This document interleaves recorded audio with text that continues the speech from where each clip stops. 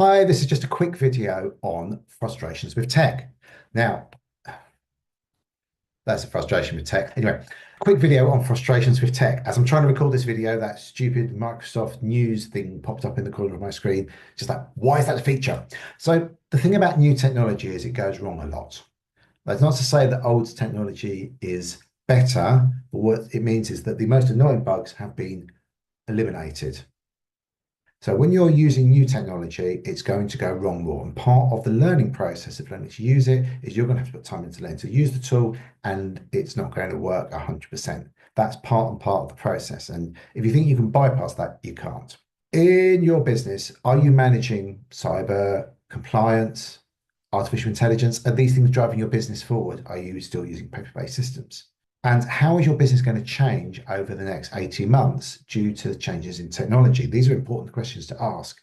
If you're in construction, you may think, oh, we're not being affected by this very much, but I see things like digital twins. I see technologies like BIM enabling people to do a lot more with a lot less.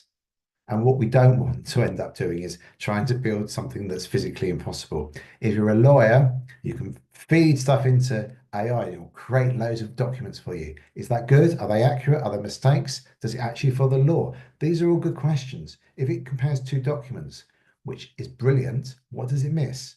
And how are you managing your data governance? My story about this is, can somebody in your organization go, give me everybody's payroll information and their mobile phone numbers, and goes, "Choop, here's a spreadsheet with all the information." Because if you don't control the data, that's exactly what's going to happen.